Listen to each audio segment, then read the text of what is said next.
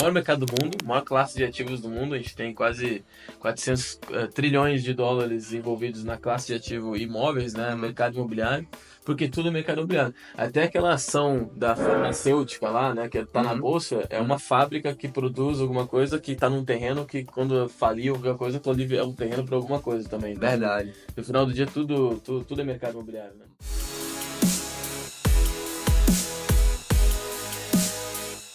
Fala pessoal, hoje eu tô aqui com o Jota, lá do Prop Talks, normalmente entrevistador, né? Pois Mas é. hoje sendo entrevistada, diferente, né? Diferente. É bom de trocar cadeira às vezes, né? Show de bola. Convidei você aqui pra minha casa pra gente conversar um pouquinho sobre esse mercado imobiliário de São Paulo 2024.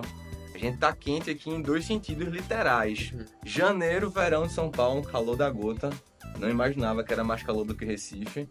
E o mercado aqui bombando, Alphaville, para você arranjar uma casa difícil, para você comprar uma casa difícil. Ó, a gente tá aqui no meio da nossa gravação, rolando obra. Mas e aí, qual a tendência para o mercado imobiliário 2024? Todo mundo quer saber. Bom, primeiro, obrigado pelo convite. É uma honra estar na tua casa aqui contigo. Show de bola. E, cara, essa sensação de ser o entrevistado é engraçado porque lá no próprio Talks a gente sempre fala que a gente não entrevista, a gente bate um papo. A gente troca uma ideia, conversa. Então fica uma troca, assim como a gente faz também quando a gente está sempre junto. Legal. É porque a gente aprende junto, né? Conversando, Verdade. ouvindo. E o mercado, realmente, ele é um negócio que está aquecido e até as pessoas ficam meio confundidas. Tipo, mas será que o mercado vai, o preço está muito alto, vai subir, não vai ter uma recessão, aí a queda da taxa de juros está caindo. Tem uma série de números que surgem na tela, né, quando a gente vai analisar o mercado. Mas eu sempre gosto de analisar ele um pouco mais profundo, assim, um pouco mais dentro, né? Que é olhar, por exemplo, que no ano passado lançou menos imóveis, teve mais venda de imóveis que lançamento. Então a gente teve Porque todo mundo ficou com medo com o aumento da Selic, né? E aí, fazer lançamento, esperavam que não fosse vender, né? as pessoas continuaram comprando. E a gente teve um ajuste de estoque. Então quando tu vai analisar tipo, uma crise ou alguma coisa quando dá um aperto de mercado, os primeiros pontos é o excesso de estoque. E a gente não... Para de vender. Isso é algo inimaginável para o tipo de mercado que a gente tem hoje. E aí a gente vai para um outro lado do mercado, são as particularidades de mercado. Aí cada região é diferente, o Brasil tem 50 Brasil dentro do Brasil. E quando a gente fala de São Paulo, a gente tem São Paulo capital, que é onde eu moro, que é um tipo de mercado, em vários bairros diferentes. E quando a gente fala do Alphaville, onde a gente tá, que a gente tá rolando uma obra aqui, é outro mundo, outro mercado, outra coisa. E é uma demanda muito grande de pessoas bem-sucedidas, pessoas que se tornaram bem-sucedidas, pessoas que estão trocando imóvel, tempos de vida diferentes, momentos diferentes.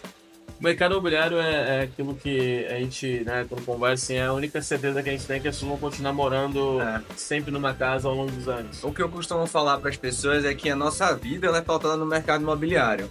Você acorda numa casa, você vai trabalhar no seu escritório em um imóvel, daqui a pouco você sai para almoçar, você tá no imóvel, aí você chega em casa, seu filho lhe chama para o cinema, é um outro imóvel.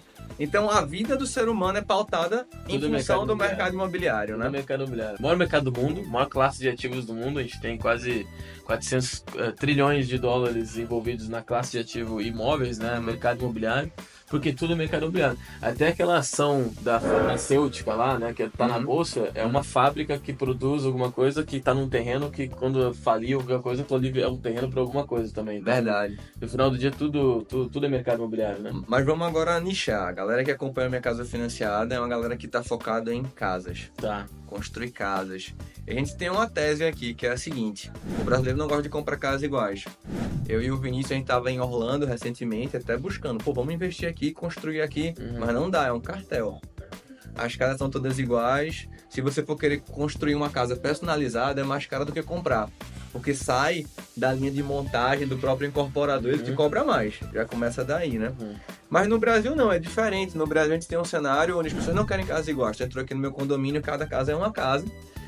E por outro lado, isso faz com que, por exemplo, MRV, Cirela, essas grandes incorporadoras não consigam entrar no mercado do MAP, né, do médio e alto padrão para casas. E por conta disso a gente sempre observa uma coisa, não sei se você já viu isso, eu queria saber da tua opinião. Sempre tem casa faltando, porque não existe nenhum incorporador que faça 50 casas. 30 casas. Você vê aqui, tu entrou, tem, sei lá, algumas casas sendo construídas, cada casa demora seus 12 meses, às vezes 17, 15 meses para ser construída. e vai ali a parte de tartaruga. O que é que tu já observou desse mercado conversando aí com as pessoas? Eu gosto muito desse mercado de casa, eu trabalhei muito tempo com isso. Na minha história do mercado rápido, eu tenho quase 12 anos de mercado já, tá passando. Eu comecei como corretor de imóveis e eu comecei como corretor com 18 anos numa imobiliária em Porto Alegre, lá no Sul, vendia prédio. Aí quando eu abri minha primeira imobiliária, numa cidade pequena, do lado lá da região metropolitana, e a gente vendia muita casa. A gente começou vendendo muito popular, muito imóvel popular, mas eu sempre olhei esse mercado de casa, de construção, e é bem o que você falou, sempre sempre faltando casa.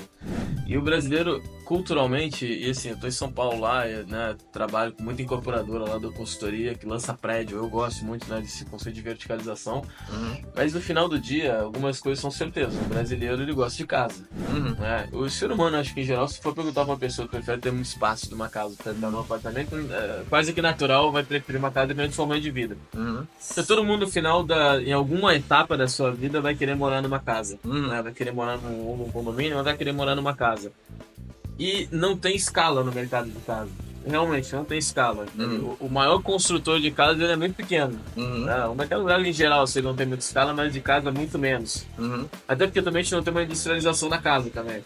O prédio, por mais que a gente não tenha uma obra industrializada, mas a gente tem um processo, né, que tu vai fazer 100, 200 unidades iguais no prédio. Numa casa tu não tem, a não ser que tu não são condomínio geminado ali, mas é outra pegada também. Então a gente não tem escala.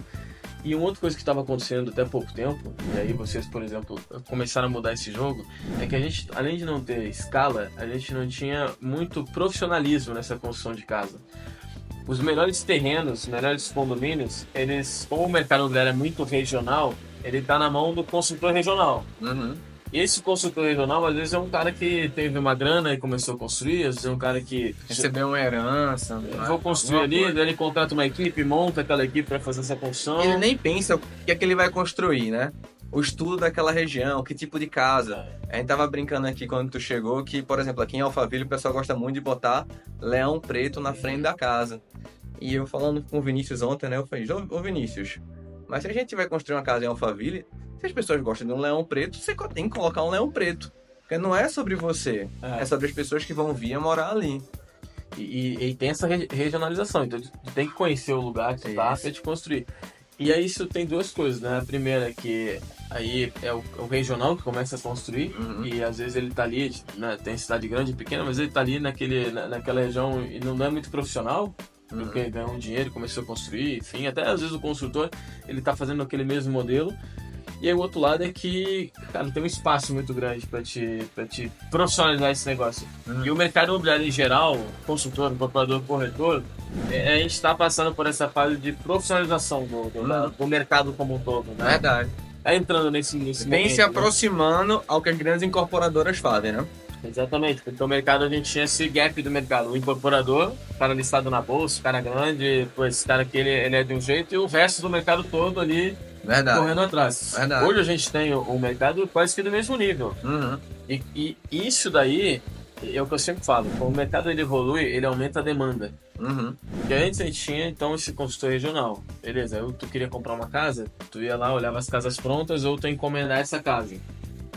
As pessoas, eu gosto muito dessa parte mais antropológica do mercado, assim, mais filosófica do mercado. As pessoas, para construir uma casa, tu tem o teu sonho de casa, o jeito que tu quer, né? Mas as referências, às vezes, elas eram poucas, porque tu não via tantas casas diferentes, tão profissionais, tantas coisas. Então, não tinha internet pra ficar fuçando várias casas. Não tinha o corretor que faz um vídeo numa mansão e tu fica, cara, aqui gostei daquele lustre, gostei daquele negócio. Era uma revista, e isso pra todos os padrões, né? Porque... Até para um arquiteto extrair a ideia que você tinha era mais difícil, né? Hoje em dia o cara faz uma pasta no Pinterest e diz, gostei disso aqui. E antes o arquiteto, a referência que ele tinha era do que se estuda numa faculdade de arquitetura, que era a escola, sei lá da Europa, né? A escola francesa, como é que era o conceito italiano, o conceito europeu. Era muito essa coisa mais histórica, né? O grego. Isso é tão verdade que tu entra aqui em qualquer condomínio, você tem casa neoclássica, você tem casa toscana, você tem casa moderna.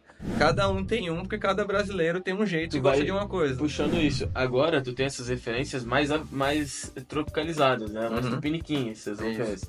E isso, né, como a gente falou, é porque a gente começou a ver mais isso, o mercado começou a ficar mais profissional, e esse tipo de coisa aumenta a demanda do mercado. Porque antes eu pensava, vou construir uma casa, cara, eu queria uma casa muito legal. Ah, não, era um anseio, um desejo, mas dificilmente eu conseguiria construir aquela casa dos meus sonhos lá, até pelas referências, pela tecnologia que tinha e tudo mais. Hoje é tão mais fácil, eu tenho um profissional que vai me ajudar e vai construir isso, e aí as pessoas elas aumentam a sua demanda porque aumenta o seu desejo de ter uma casa. Por isso que a gente vê, que a gente fala que nunca vai ter fim, porque primeiro é uma demanda natural, as pessoas elas vão nascendo, vão comprando, vão morando em seus momentos de vida, e segundo que até quem não pensava em construir, começou a pensar em construir. Isso é um caminho sem volta, porque é o que eu observo. E isso é uma tendência aí de dica pra galera de 2024. Quanto mais gente mora no condomínio, mais gente quer morar. Isso é um caminho sem volta, porque quem vê não consegue desver, né? Recentemente eu comprei o carro de Vinícius, aquela X1 ali. Aí ele falou assim, Diego, você tem um problema agora. Eu disse, qual? Ele disse, você não vai querer mais nenhum outro carro, pô. É só de BMW pra lá, tu vai achar todo o restante um lixo. Eu fiz, não, pô, que conversa, Vinícius.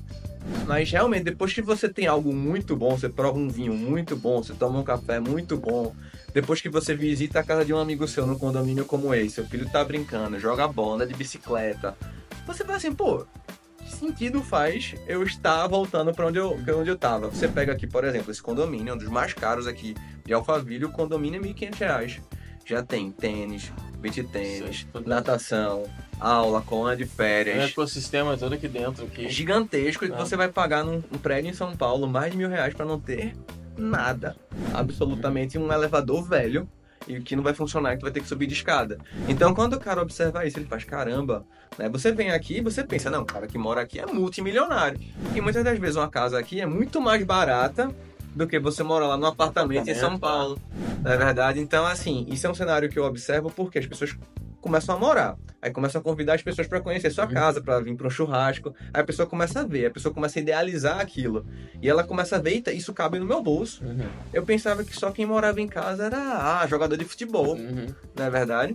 É muito isso. E essa tendência que a gente tem até da própria mudança de comunicação que a gente tem, né, de produção de conteúdo, eu gosto muito de estudar também a análise comportamental em cima das redes sociais, né? E quando tu olha aí lascou. Essa tendência agora de um conteúdo mais aspiracional, pessoal, né? Os influenciadores, eles fazem esse conteúdo na casa deles, mostrando, mas não é aquela coisa de... Ele não tá forçando a barra, né? Eu tô vendendo, porque, vamos lá, analisando a história, a gente ia ver uma casa antes, era na revista, era ali que a gente olhava. Era aquele ator sentado, né, de perna cruzada, com todo um cenário montado. Isso, aquela coisa fake. Aquela entrevista da Vogue, né? Beleza, era assim que a gente mas era uma inspiração, era um negócio aspiracional distante. Putz, cara, pra eu estar na revista... Putz, tu falou um negócio agora que eu me lembrei, bizarro. Ontem eu tava lavando o carro aqui com meu filho. Aí eu postei uma foto dele lavando o carro e botei assim... aqui eu não dou mesada, eu tenho que... Ele trabalha. Sim. Irmão, aquele meu stories bateu mais de 10 mil views em menos de 24 horas. Eu fiquei olhando eu falei pra minha esposa, eu fiz, Luísa, eu vou postar a coisa de lavar carro. Mas, tipo, o ponto não é esse, o ponto é, isso inspira as pessoas. Exatamente. Quantas pessoas não viram e fizeram assim, realmente, quando eu tiver grana, ou eu vou mudar pra uma casa porque eu quero que meu filho tenha essa cultura, porque só numa casa eu vou ter essa cultura. Exatamente isso que tu falou, né? Porque esse é o aspiracional real agora. É o que é tangível, é o que, cara, pô, eu acompanho o Diego posta coisa legal e ele tá ali lavando o carro. É mais perto do que o ator da novela que tinha lá naquela casa. Isso começou a acontecer e aí, cara, as pessoas, desde a pandemia, claro, teve esse movimento de migrar pra casa, mas o luxo hoje, eu até tava lendo ontem uma notícia, um artigo que eu achei muito fantástico, falando do luxo, a volta do luxo, a sua essência e tal, que ele sempre foi aquela coisa que a característica do luxo não era a exclusividade de parecer ser melhor que outro, era uma questão de eu ter acesso aos bens naturais do mundo, que é tempo, a exclusividade por causa, né, do acesso, mas principalmente tempo e qualidade de vida, né? E entra até num pilar de família, de eu ter tempo com a família. Isso é lá de antes, lá de quando começou -se a separar por preço as coisas, né? E hoje, depois da pandemia, naturalmente, as pessoas elas estão voltando a ter essa busca do tempo, né? O luxo é o tempo. Antes estava brincando até, né? O luxo não é a marca, a grife, ela é uma forma de tu mostrar, né? Mas o luxo é o tempo, é a qualidade de vida, é o acesso a coisas naturais, a ter o verde, a ter... Pô, aqui tem uma reserva que eu tava fazendo uma trilha com meu filho, eu fiquei assim, tipo, caraca, quando é que eu ia poder fazer isso? E as pessoas agora começaram a olhar que, putz, caramba, eu tenho dinheiro, posso comprar um apartamento lá, uma cobertura de 5, 10 milhões, 20 milhões, que é legal também, tipo, eu gosto muito também, mas será que eu tô na fase de ter um outro tipo de luxo? Só que os mais jovens também estão pensando nesse luxo agora. Não, eu vou te falar, na minha vida eu já passei por tudo isso aí, já morei em cobertura com meus pais, e foi numa fase que eu era adolescente, achava super legal, que meus amigos iam lá pra casa, era legal. Meus pais hoje, né? Estão morando em hotel, em flats de hotel. Meus pais já fizeram tudo, já moraram em cobertura, já tiveram casa e agora estão em flat de hotel. Porque eles fazem assim, não, Diego, quando eu quero ir pra uma casa jantar, eu vou pra tua casa.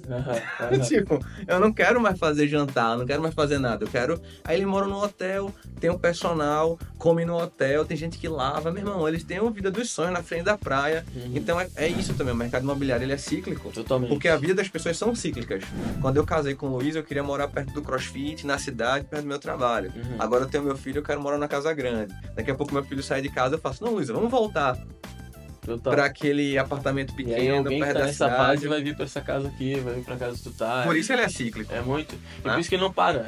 Porque a gente vive, né? As pessoas estão vivendo as suas vidas a todo momento e a gente nasce e muda e ganha uma grana e, cara, é muita... Então, pelo que eu consegui extrair aqui pra galera aí do Minha Casa Financiada, tendência para 2024, não só 24, mas os anos que se seguem observar não apenas o mercado, mas o comportamento das pessoas. Tem um exercício, assim, é que a maioria das pessoas olha as redes sociais só consumindo a rede social ali, né, no entretenimento, que faz parte também, a dopamina ali, né, gritando, mas tem uma forma de olhar a rede social de uma maneira analítica, que é tu olhar assim, por que esse conteúdo tá bombando, por exemplo? O que tá sendo falado lá? Que é o que a gente falou, pô, as pessoas estão bombando muito mais conteúdo aspiracional.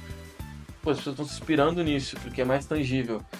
E quando eu for construir, então, como é que eu posso fazer o marketing da minha casa? Como é que eu posso me posicionar? Porque a galera tá olhando para esse tipo de conteúdo.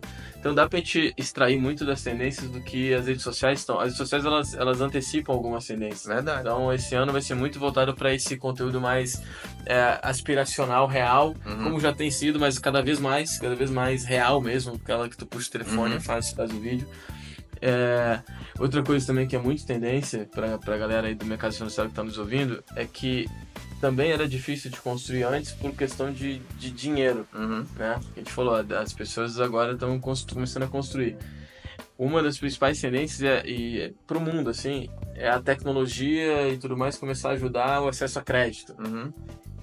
Eu acho que o ano de 2024, principalmente, ele vai abrir uma fronteira de crédito muito grande.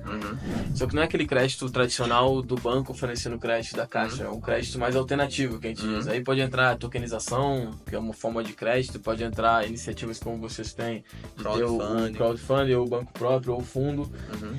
Isso destrava o mercado, que já é um mercado muito grande, mas ele é travado ainda em questões de crédito, porque a gente ainda depende do crédito tradicional, de um modelo de crédito só. E aí volta, a construtora tem o crédito lá que ela tem para os fundos, mas o cara que construiu uma casa ou construiu 2 casas, ele não tem esse crédito, não tinha esse crédito. Isso. E para adquirir imóvel, você tem uma abrangência gigantesca. Isso é o mais interessante, porque para você comprar, você piscou o olho e você compra. Você tem, sei lá, uns 20 bancos que você pode aprovar teu crédito ali para comprar um imóvel pronto. Mas para construir realmente era um negócio muito travado. Hoje, antes de tu chegar aqui, um amigo meu me ligou, fez, Diego, eu vou construir uma casa aqui em Aldeia, lá no condomínio lá em Recife. Eu fiz, olha, primeira coisa, antes de tu comprar qualquer terreno, fazer qualquer loucura, veja se você tem crédito. Porque se tu não tiver, meu irmão, nem começa, sabe? Mas isso é algo interessante. E uma coisa que eu observo do mercado imobiliário, assim, para finalizar aqui esse vídeo, ele é retardado. No seguinte sentido, hoje tu tá vendo muita construção, mas essa galera que tá construindo aqui, muito provavelmente foi a galera que tava enclausurada na pandemia de 2020. Não é a galera que, tipo, ontem bateu na telha, vou construir. Então é um efeito retardado. As coisas acontecem no mundo depois chegam no mercado A imobiliário. gente Faz começa sentido a isso? refletir, faz sentido, a gente começa a refletir elas depois, e é um outro exemplo até de uma tendência que já está sendo vista nos últimos 2 anos, mais ou menos, mas que ainda não chegou no seu pico, que é o olhar das marcas para o mercado imobiliário. Tá? Uhum. E aí eu vou explicar daí por que está esse efeito retardado. Faz mais ou menos desde a pandemia, as marcas começaram a ter as marcas grifes, enfim, qualquer marca, mas principalmente as marcas de mais alto padrão de luxo, elas precisaram de alguma forma aumentar seu raio de comunicação com os clientes. Né? Pandemia, todo mundo foi pro digital, e aí loja fecha, não fecha e tudo mais. E aí, quando começou a voltar, as marcas começaram a perceber que, pô, eu tenho várias empresas que nasceram digitais e que vão tomar meu espaço. Então eu preciso voltar a ter experiências. E elas começaram a olhar para onde elas podem aumentar seus nomes de experiência. Loja que abriu um café, tem o café da Tiffany, o café, enfim, até a Ralph Lauren agora abriu um café. Vários negócios. Reserva, né? Foi bem. Reserva, todo mundo foi abrindo experiências, porque precisava aumentar o seu ponto de influência. Para onde elas olharam, em que elas pensaram o seguinte, cara, peraí, imagina que o meu cliente, se eu conseguisse estar com o meu cliente quando ele dorme, quando ele acorda, quando ele come, quando ele tá no melhor momento da vida dele. É onde ele mora. E elas começaram a olhar para as casas. Só que são efeitos que a gente vê, tipo, isso já tá essa discussão faz uns 4 anos, sempre teve, mas há 4 anos aumentou. Só que a gente começou a ver ano passado lançamentos imobiliários com assinatura mais forte. Anos depois. Começou isso aqui em São Paulo já? Aqui em São Paulo, que pô, várias marcas, Versace assinou um prédio. Aí a Pininfarina já assina, que é o escritório da Ferrari, já assina prédios naturalmente, mas a Versace assinou um prédio agora. Legal. Aí tu vê, tipo, arquitetos, cada vez mais a assinatura dele pesando no negócio. Por que eu tô falando isso? Porque isso não atingiu o seu pico ainda, porque nem todas as marcas conseguiram ainda ter esse ponto de influência. E o mercado imobiliário, quem fez, viu que, putz, esse é o melhor ponto que eu posso ter, porque eu tô no dia a dia do meu cliente. Total. Só que quem está fazendo primeiro é o prédio. O prédio assinado, daí a academia do prédio é da uma marca foda, e aí o salão de festas do prédio é assinado por outra marca foda.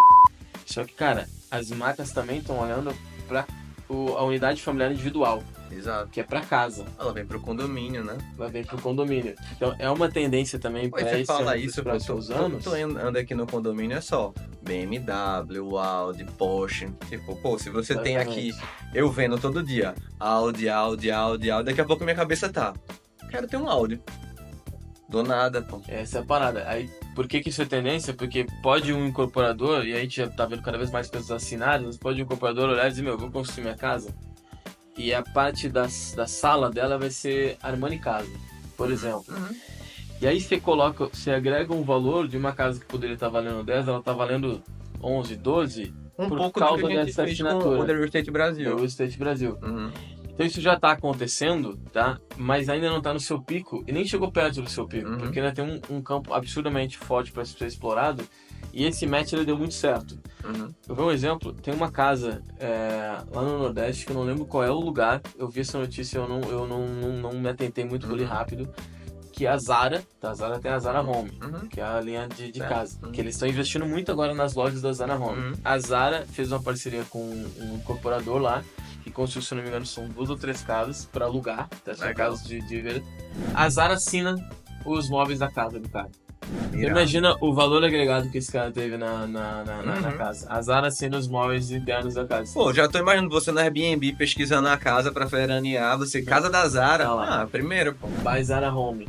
Então olha o quanto isso agrega. E essa é uma tendência muito forte de, a gente falou de tecnologia, né, de crédito, marcas olhando pro mercado, então pro consultor que tá nos ouvindo, que quer construir sua casa, não quer dizer que o cara vai pegar, tipo, né, Armani e tudo mais. Pô, na cidade que eu venho, cara, tem umas marcas legais ali que a galera tudo consome, conhece. Se eu fizer uma parceria com esse dado. E você pode fazer uma parceria com a cozinha, não precisa ser com a casa como um todo, né? Mas tipo, sempre rolou assim, vai ser a cozinha de tal, mas o que a gente tá falando é de fazer um negócio mais voltado a uma assinatura mesmo. Um negócio mais marketing, né, naturalmente. Mas pegar, pô, sou do Rio Grande do Sul. Quem no Rio Grande do Sul é bem visto lá? Uma coisa que a gente começou a fazer com a Minha Casa Financiada foi dar nome para as casas. É um pouco disso. É um pouco disso. Porque antes o pessoal falava aqui, onde eu moro, Alameda X32. Pô, que merda de X32? Não, Casa Vernon. Tem um conceito a casa, tem algo que fala mais, né? Perfeito. E isso também, pô, junto com essa tendência de marcas, é o próprio empreendimento, o próprio negócio, ter a sua própria identidade. E aí vai lá no início quando tu falou um negócio muito certo, que, cara, a gente não quer ter a mesma casa, ter casas iguais. Nós queremos ter uma casa que representa a nossa identidade.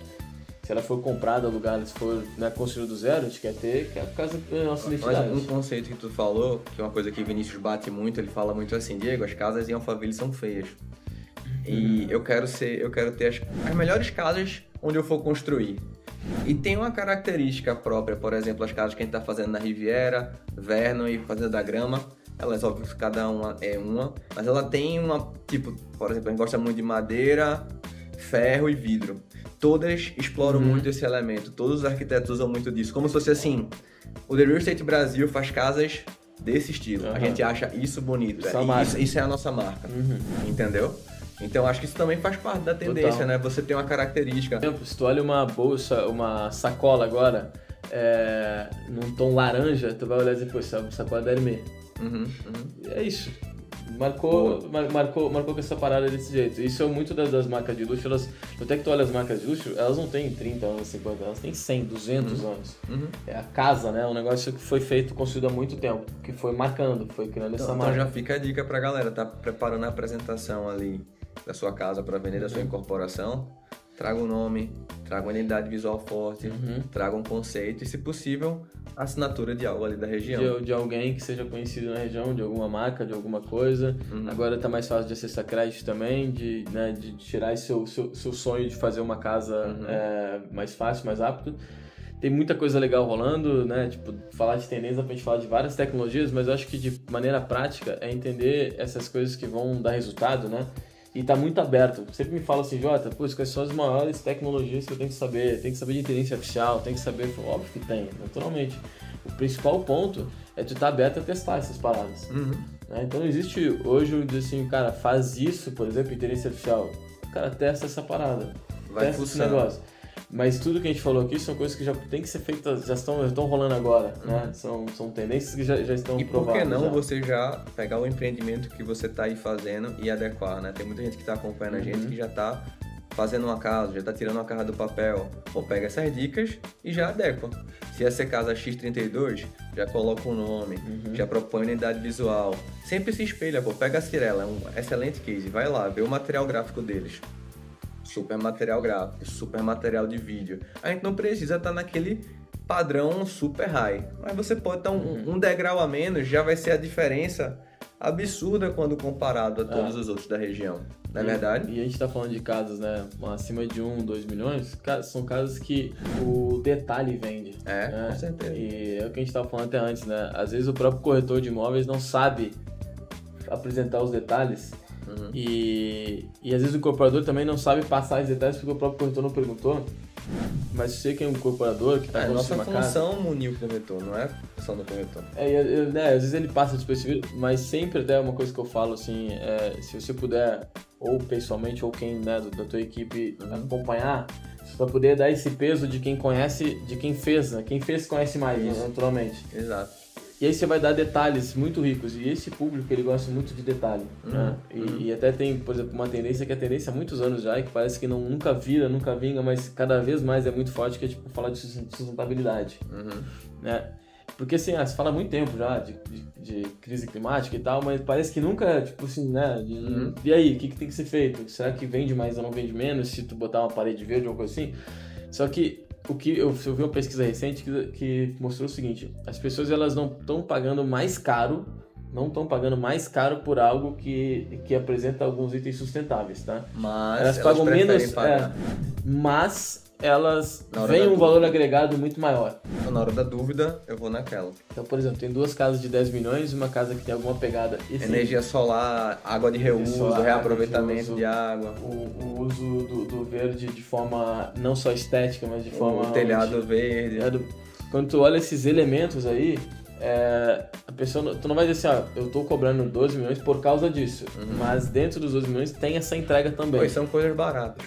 coisas baratas. Que às vezes o incorporador compra numa torneira e sai mais caro do que ele fazer uma besteira como uma água de reuso e algum negócio assim. E às vezes a gente vê umas casas que assim, pô, a casa ela tem uma estética até legal, um design, um desenho dela bacana, mas ela é uma casa, né, tipo cinza, cheio de piso e tal, não foi pensado muito esse tipo de coisa e que, como tu falou, é barato e que, cara, não... Isso faz a diferença porque são esses detalhes, assim, sabe? É uma outra tendência muito forte aí.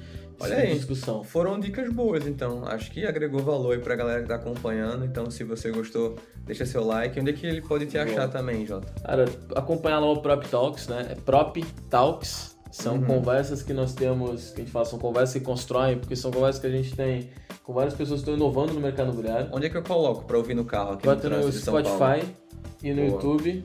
Tem tempo pra ouvir no São Paulo. Eu já tô me planejando. Cara, Spotify e YouTube pra assistir ou pra ouvir a gente. Boa. São sempre conversas que constroem, são conversas com pessoas que estão inovando no mercado. Nossa pegada é inovação, é olhar para o que está sendo feito de diferente, né? Porque inovação, eu tenho uma palestra que eu faço assim, inovar é questionar o que já existe. Boa, faz sentido. Não é inventar muita moda, é eu pegar o que já tem e questionar. Vinícius, pô. Por isso tu gosta tanto de Vinícius. Por isso que a gente se gosta.